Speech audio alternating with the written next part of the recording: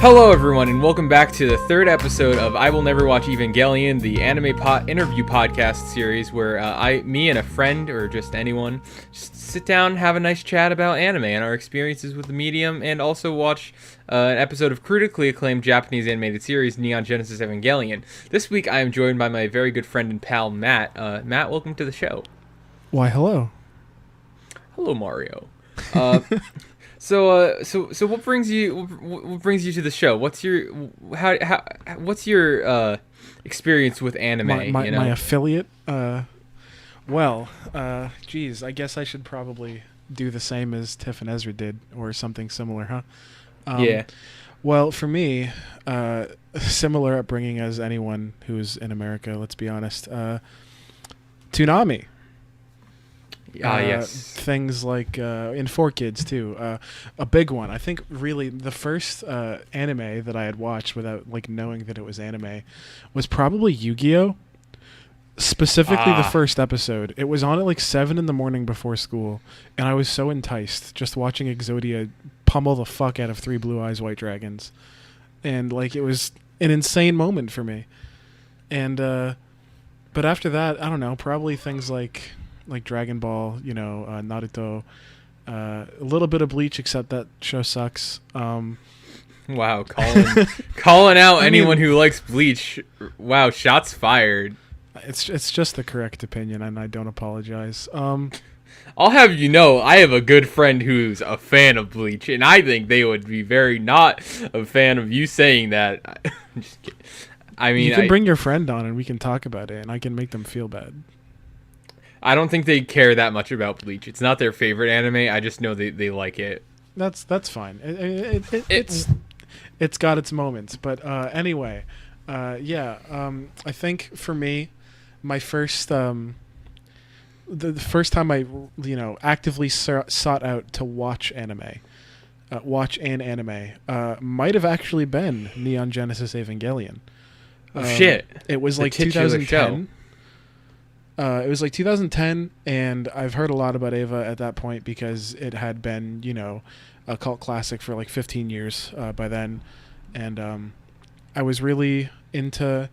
I remembered watching it on Adult Swim as a kid, because it was on there. I didn't really know what was going on, and even as a 15-year-old in 2010, I still didn't know what was going on. But yeah, I'm pretty sure my first sought-out anime experience was Eva, and ever since I have been a decently sized fan. I wouldn't say I'm a huge fan of it, even though I have an Eva mask and a Lilith from Eva wall flag in my bedroom. But yeah, I've watched it 4 times, and it's been great every time. And that's, right. I'm gonna be honest. Kill la Kill is my favorite anime. Oh shit! That was actually going to be my second question. I was going to ask you what your favorite anime was. Oh, I ruined it. I spoiled it. Fuck. Yeah, it's Kill la Kill, for reasons we can discuss later. Yeah. Yeah. We can get into it later. Yeah. Because I don't know if you, the viewer, have noticed the title of this episode, but we will be discussing the pilot episode of critically acclaimed Japanese animated series Kill la Kill. Along with episode 3 of Japanese anime critically acclaimed series Neon Genesis Evangelion. Exactly. Per the name of the podcast. Exactly. As the title of the podcast suggests, we will also be watching an episode of Evangelion, which I'm personally looking forward to. I don't know about you. My opinion has been completely skewed and thrown out the window with the show. And I just find it to be very funny that I went into I went into this with the idea of all right, it's gonna be podcast, it's gonna be a funny running joke that I just hate Eva, and it's gonna be great. And then the first episode I watched the first episode of Eva with Tiff, and then immediately I'm just my opinion may be wrong. Yeah. I mean, you and Ezra talked about it briefly in episode 2 as well, but you really just, you cannot have expectations going into Eva. You can't. Yeah, you just can't. I think we can get more into this later when we talk about Eva. But is there anything else you'd like to say before we really get the show going? I mean, I'm not really so sure. Uh, while my anime history is not incredibly vast, but certainly sculpted, uh, I just feel like, I'm here to talk about Ava. I'm here to talk about Kill la Kill, maybe some other things, like such as perhaps the stigma behind what it meant to be somebody who watched anime as a teenager, because now in 2020, nobody cares. Everybody's a weeb if you have been on the internet at all. Yeah. 2013 and like before then, and even till like 2016, if you watched anime like openly, you were the weird one. You were the person nobody really wanted to be friends with, and like I feel like that made us weirder. Does that make sense? Yeah, I totally get that.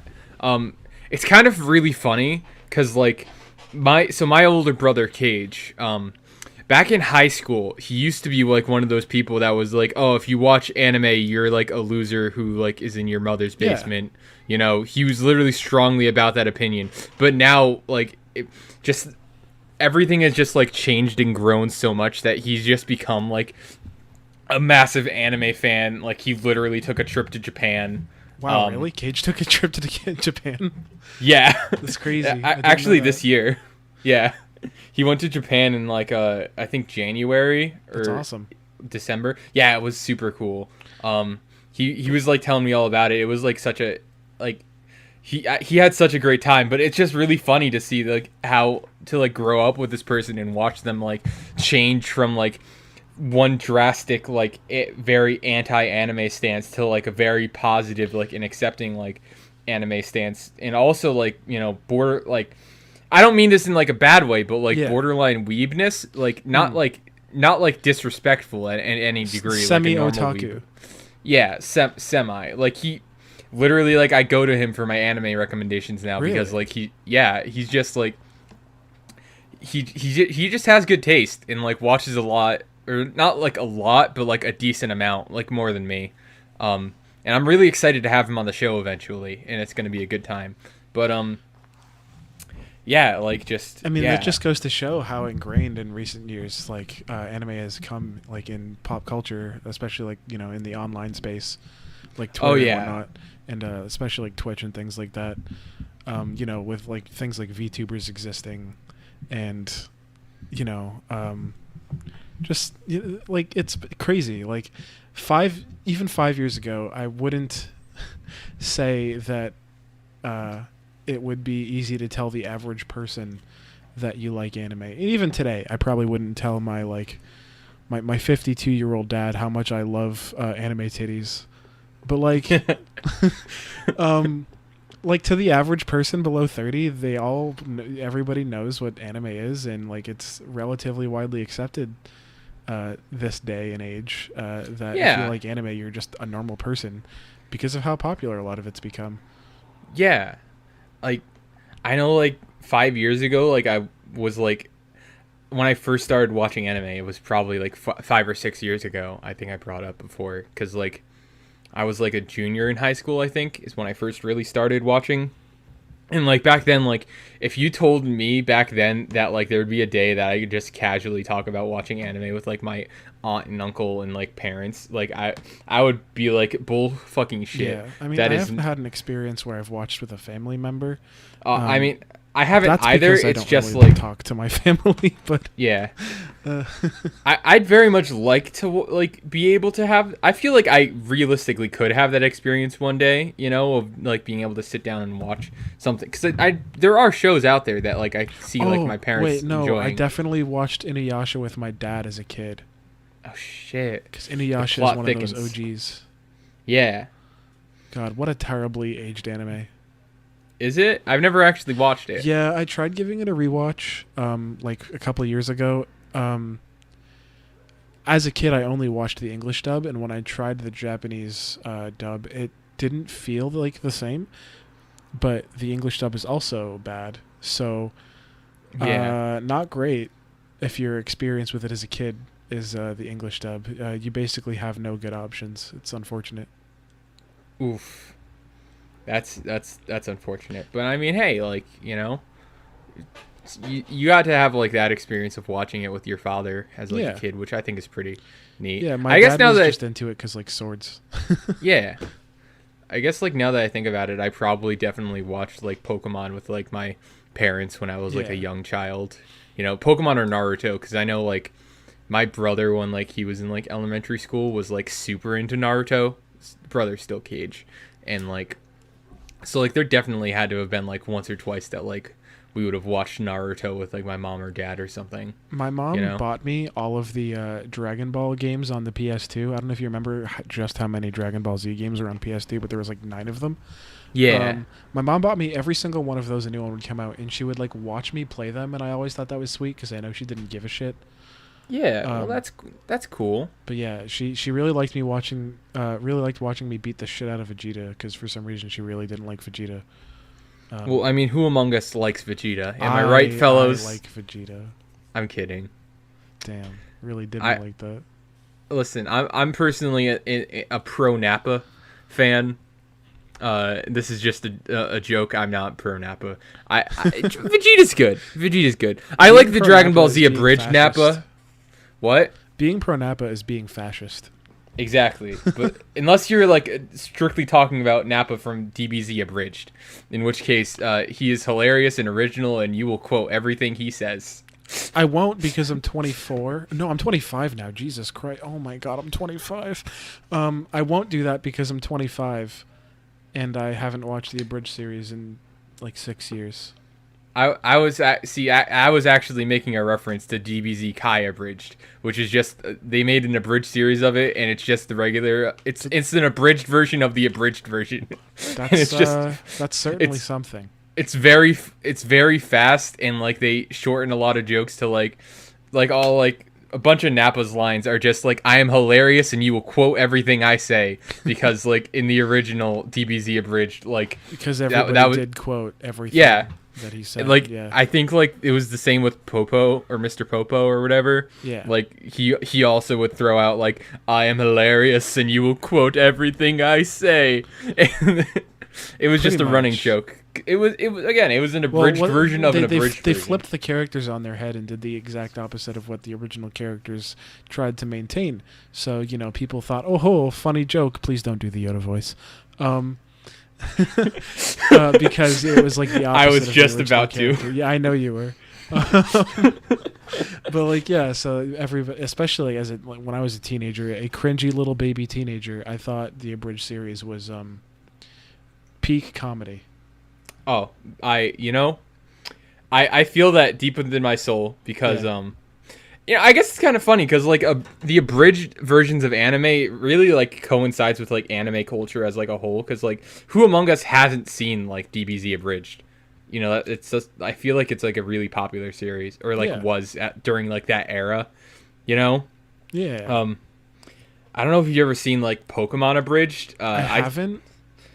It has jokes that don't really hold up that well. I can imagine. Yeah, but like the creators of it are like cool nowadays. It was very much a product of its time. But that was like the first abridged series I ever got into, because I was introduced to it when I was like a freshman in college. So like I was still like a young babby, Yeah. Yeah. So you ready to watch some anime? Oh, I'm damn ready. I've been ready my entire life. All right, we're gonna go watch the pilot episode of Kill la Kill, and then we'll be right back to discuss it. So yeah, we'll see y'all on the other side. Oh frick yeah!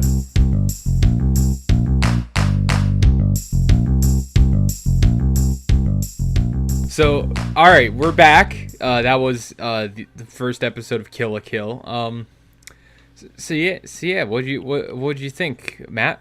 I mean, that's like my 6th or 7th time watching that episode. I've watched Kill la Kill through a lot, but I always think that it is the most imperfectly perfect pilot of any anime that has ever existed that I've watched. I see. Watching it like again and like really paying attention to it, like, because this is like I think my 3rd time watching it, maybe 4th. I think my fourth time watching the pilot. I've watched the show through like twice to the end, and then I've started it a third time, but haven't finished it a third time. So yeah, this is like my fourth time seeing the pilot, and like for one thing, there was like a lot of little details I didn't notice before, like what you said when we were watching it. When Gamagori is chasing after the guy who stole a Goku uniform to abide by like the rules of no running in the halls, he just jumps out the fucking window. Yeah. It's, I never noticed that before. The best little detail, and also the perfect introductory to Gamagori, if you ask me. How ironclad he is with his own rules. How disciplined he is, and yes, it's horny, but that's for a later episode. Yeah. Yeah. I mean, but like, what about the show isn't horny? Let's be real. It's There's a little horny. It is unabashedly pretty explicit in some parts, for better or for worse. Ryuko's whole like outfit is just kind of like, yeah. Senketsu, the most powerful form that Senketsu can achieve on Ryuko's body is by barely being on her body. So yeah, it just is what it is. My opinion of Kill la Kill has always been, this is going to be potentially controversial, considering I am a AMAB non-binary person, and the feminist movement doesn't affect me. But I think Kill la Kill is one of the anime that really try to normalize skimpy clothing on women, make it less of a big deal, try to minimize slut shaming as a whole. The whole idea of it is that it's not a big deal, and like people need to give a shit a whole lot less. I don't know if that's that hot of a take. I mean, it certainly is to some like it's not like mild wings in terms of hotness. It's definitely some degree of a take. Yeah, it certainly is a take. It is a take, all right. I was just like watching this, like just brought me back a little to like when I first watched it, and like because I'm remembering now like it. Okay, so for like context, as a person, I'm not like really attracted to like the feminine body and the feminine figure. That's not really my shtick, and as like another AMAB non-binary person, like I don't know, it's like there was a certain discomfort I feel watching Kill la Kill because like of the skimpy outfits and whatnot, because it's just like I feel like to like the average Joe watching, like they're not really gonna fully like understand the nuance of trying to normalize like and that and like bring down slut shaming, as you said. Yeah, like they're not gonna like. I know some people that would watch it and wouldn't get that takeaway. They're gonna see it for what it is. They're gonna see it at face value. Yeah. That would be fair if, and like this is gonna be kind of cringe to some people. That would be a fair takeaway if it weren't a Studio Trigger anime, because they have always been known to you just can't take their shows at face value. You just can't. Yeah, but I'm remembering like there's like multiple layers of like the discomfort I remember I originally faced while watching, because I brought this up every episode so far. It did awaken gender dysphoria within me when as like a 15-year-old. Yeah, it played a part for me too. So like for some degree, I remember like when I first watched it, it was like I had just this desire to want to look like that, but like knew realistically that was impossible. And then there's also the part of me that was just not attracted to the female body, like like that at all. So I just like it was just an uncomfortable experience to see these like scantily clad ladies. And like I mean, it's not as uncomfortable anymore as I'm watching it like today in the modern era. I'm just reflecting on how I felt in the past with watching it, and like because I'm also remembering fully how I felt back then. You know, like because watching it kind of takes me back because it was the second anime I ever watched, and it does have like an important place in like my history. You know, with like everything, because like it was like one of the leading causes to lead me to like question my gender identity and whatnot. But I feel you. yeah, I don't like it's so as I was saying, like it doesn't really like the discomfort nowadays is mainly just because like I'm just like a takeaway that I feel like what most people would get from it is it like they just like you said see it at face value, so like to some degree like you know I don't know what I'm saying. It's just I just don't like sexy woman. That's okay. Because it's just Thankfully, not my you thing. only get 2 or 3 sexy women in the entire 24 episode series. I'm just like, yes, being Gamagori, Yes. Ryuko, I wish I was you. Yeah. Ryuko is also like a big reason, I think, for my gender dysphoria awakening, being, you know, the quote unquote like tomboy character that she is. Yeah. She's not exactly super in tune with her femininity. But, you know, she doesn't really seem to really care about any of that. Yeah, exactly. Like, you know, she's like super embarrassed in the first episode of having to wear senketsu, and like the fact that she is essentially nude in front of a bunch of strangers. I guess like another takeaway you could get is it's kind of about like getting comfortable in your skin. Yeah, that's another thing. To like awaken your like entire true potential. Yeah, and that's another like big reason as to why it was so like awakening for me, is because the entire show is about you being like okay with yourself in a way. Yeah. And like accepting of who you are and how you feel in your body and things like that. Yeah. It's like, because like that's the whole thing that Ryuko goes through, is that she's embarrassed and she's not able to bring Senketsu to like his fullest potential because like she's, you know, isn't fully comfortable in her skin and showing herself off to the world. It takes a bitch slap from Satsuki in Junketsu in like episode 6 for Ryuko to realize that like she's wearing Senketsu incorrectly, and she can't like bring out her full potential as long as she's embarrassed of the fact that she's showing her semi-nude body. Like I think like thinking now, like this is like just the realization I'm having like as we speak right now. Yeah. It's like it's no surprise that like this like awakened something in me as like a 15-year-old, because like that's something I was struggling with and still do kind of struggle, is like feeling comfortable in my own skin, but like especially so back then. And like that's really is just kind of like what the show is like, you know, to at least some degree about, you know? Yeah. Kill la Kill is it's just so many things. It's a magical girl anime. It's a mystery drama.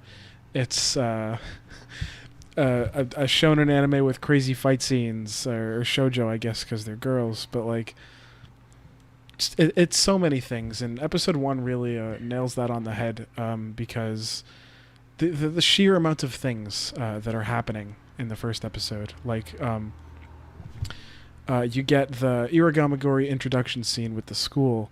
You get Ryuko's introduction at the bridge, and then, you know, like Iragamagori jumping out a window to go take the Goku uniform from the student who stole it, and like basically beating him to death in the process, like in the first minute of the show. You also have like the ridiculousness of like when they're using Mako as bait to lure Ryuko out. Like, it's not just that they're gonna kill Mako; it's that they're literally gonna batter her up and fry her like tempura. Yes. Like, which just kind of like accentuates and shows off like the somewhat degree of ridiculousness that the show like goes off. Like, it shows like this is not like 1,000,000% serious. Like, we have some like, you know, there's some degree of like absurdity to it, which I personally really enjoy. Yeah, it's super over the top, and it's not for everyone.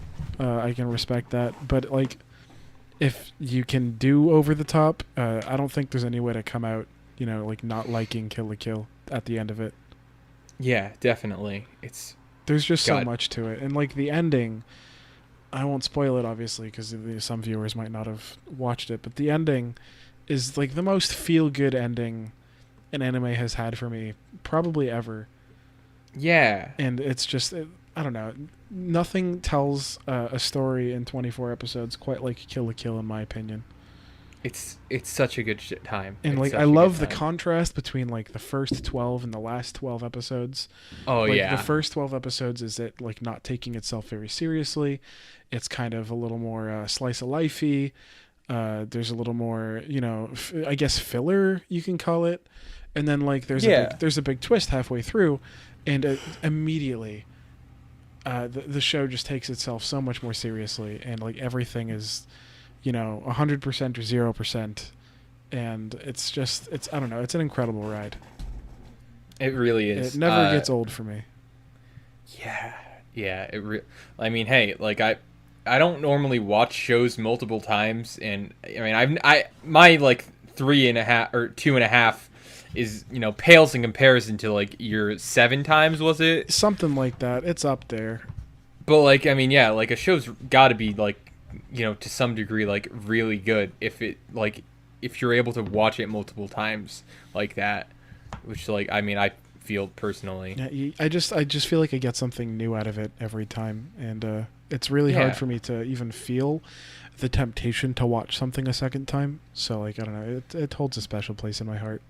Yeah, I get that, and that's perfectly fine. So speaking of something that holds a special place in your heart, I think it's we're about time to watch some new Neon Genesis Evangelion. Yeah, episode 3, right? Yeah, episode 3 of Neon Genesis Evangelion, critically acclaimed Japanese animated series. If I remember correctly, this is an interesting one. I think you'll like it, or not. Who knows? This will be an interesting time because this is the first time that a guest has actually seen it beforehand. Yeah, it's a favorite of mine. Yeah, which like this is one of the reasons I wanted to bring you on, because I knew you would like it and you would bring a certain perspective and light to the discussion about it. Maybe I will. Maybe I won't. Despite my multiple viewings of it, it is still very hard to piece some of it together. Thankfully, the beginning is relatively straightforward, but yeah, once you get closer to the end, you'll see. Yeah. All right, so we'll be right back after these messages. So we're back. Yeah. That was a fucking episode. Yeah. What are your thoughts on it? You're the one who's watching this all, with like the new perspective and like really taking it in for the first time. So it's just like, fuck.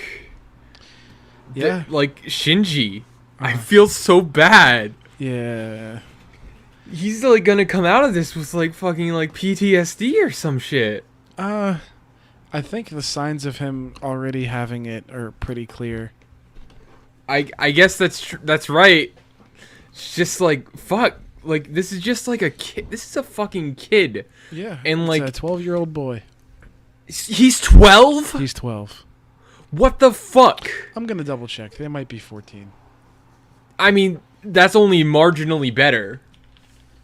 But even then, it's still like They're 14. astronomically. My bad. They're 14. All right, that's still astronomically fucked up.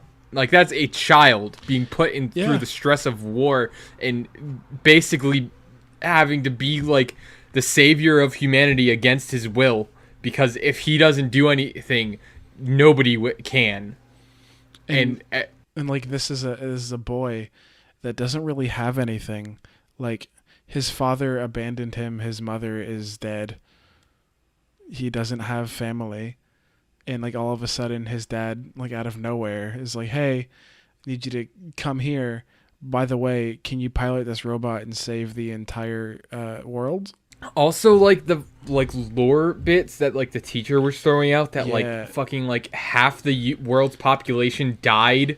Yeah, Neon Genesis Evangelion takes place in a post-apocalyptic world. You wouldn't guess from the first 3 episodes, with how the cities look pretty well Yeah. built, and like how natural life is seemingly flourishing. But yeah, Was it like, because like they said it was like 15 years in between the angel attacks. yes. Was it like an angel that caused it? Because they said it wasn't a meteor, but like I really don't want to spoil it for you. Okay. Uh, I appreciate that. It's so much more in depth than that. Okay. Than it being that simple. It's just from the perspective of someone right now going into this, you've got questions. I've got questions. They're and good questions. Theories. My theory is that it wasn't a meteor. It was an angel. And that was when they first came, and it wasn't that like the environmental impact of a giant fucking meteor. I think it was just the angel It murdering. wasn't when they first came, because if you paid attention, the angel that attacked this episode, it says it's the fourth one. The one from episode 1 is the third one, meaning the one from 15 years ago is actually the second one. Shit. Yeah. Well, fuck then. Yeah. What were the first two? All right. Well, regardless, I refuse to believe that the first two angel attacks weren't the cause of like half of humanity going dead. I'll give that to you. They definitely have something to do with it, but they are not the cause. Like I imagine like it's more nuanced than that, Yeah. but like it's just like they definitely were involved, and it definitely wasn't as simple as like, oh, a meteor struck the earth and half the people died from the environmental changes. I mean, it's the same thing that America does with their history textbooks, where they wipe out the true information. They just say it's a meteor because like they're not going to tell these children what actually happened, of course. The horrors of fucking But like this episode really struck a chord with me like the first time I watched it, because I was like around Shinji's age, and also dealing with like not having friends, because as we talked about earlier, I was like, I don't know, I was bullied, and I watched anime, and I really didn't give a shit who know it. I was also super emo, and my haircut was terrible. I was a very easy bully target, I won't lie. So like this episode, like when they ask him, are you the one piloting the robot? And he like thinks about it for a second, and you can tell even in this like very still animation that he's like contemplating if it's okay to say yes, and he really wants to because he wants people to think that he's cool. But it completely backfires, and instead he gets his shit kicked in because there was a somewhat casualty in his first battle. Yeah. And it's just so unfortunate. Like the kid can't win. He just dealt a fucking shitty hand, and like he's just dealing with the consequences of things outside of his control, and it's just all degrees of fucked up. Yeah, and you can tell that he's already suffering from the effects of like, PTSD. Like even in the first minute, him like just mindlessly being like, center the target, pull the trigger, center the target, pull, and like just his like expressionless face as he's just like mind-numbingly doing this is just like he's already like so worn down, and it's only been like 3 weeks. It's like he's so numb during like training and like target practice, and then, like the angel comes to the city, and he's so agitated, and like he's so like it's absolutely 110% a trauma response when you get sent flying, and then the first thing you see upon getting back up is your new classmates that are like crying and fearing for their life, and like it is now up to you to save these people, one of which who just beat your ass like an hour ago. Yeah. And it's like, as a 14-year-old boy, I too would attempt to not run away. I think, even if it wasn't the best call. I mean, he still killed the angel, but at what cost? I mean, not much cost this episode. Mental cost for sure, but like. Well, I mean, a mental cost is still a cost. True, and I don't know if you noticed there at the end of the episode, Toji ended up not actually placing the call to Shinji. He dialed it but never called. Shit. And it's just, I don't know, the pride of teenagers. You know, it's a Yeah. it's a relatable theme for me. No, yeah, definitely. Like, yeah, definitely. Fuck this. My opinion was so astronomically wrong when I started this podcast. Yep. Mm-hmm. It's so like palatably laughable. Like I can taste just how wrong it I remember, really like, is. 2 months ago, we had a conversation on Discord about Neon Genesis Evangelion, and I was like, "Yeah, you should watch it. You know, you're older now, you might like it." And you were just so adamant that you did not want to because you've tried and you don't like it. And I just kept saying, "But like you're kind of wrong though." See, you're here, just like wrong.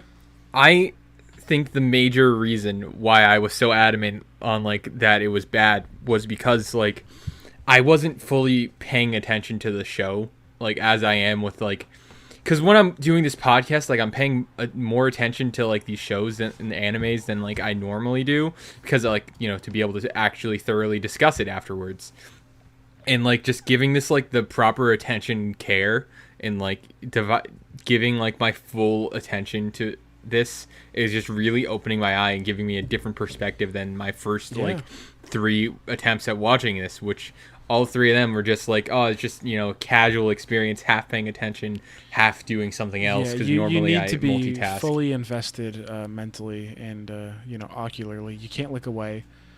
You can't, you know, give you other things your attention during. It's, which, you know, a little hard to do in this day and age. Yeah, especially when you have a cool guy syndrome known as ADD. Yeah, it's definitely not great. Also, ADD doesn't exist anymore. I'm pretty sure it's just ADHD now. Well, unrelated topic though. Unrelated topic. I mean, I still say I have ADD because I was diagnosed with it in 10th grade. Yeah, and I don't medical have the hyperactivity part. Well, the hyperactivity part is, you know what? This podcast is not about that. It's not. I do think, however, the format of the podcast is really helping you to zone in on the show the way that you needed to be able to, like, you know, appreciate it for what it is. So yeah, I agree wholeheartedly. You know, like the whole, like, you know, you have to watch it because this is what the show is about. Yeah. You know? Yeah. Must say, it always gets me how phallic the fourth angel is. How does it look like a bug and a snail and a penis and also a vagina all at the same time? It's just like, God, I wish that were me. I don't know if you noticed when Shinji was fighting the angel on the hill.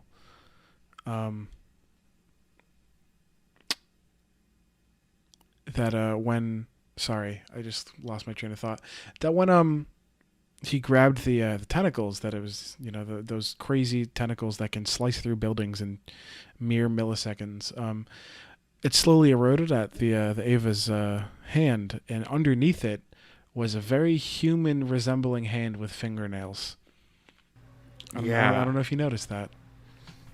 That's why I'm of the opinion that the Avas are just living creatures that have like cybernetics attached to them. Yeah, that's a theory.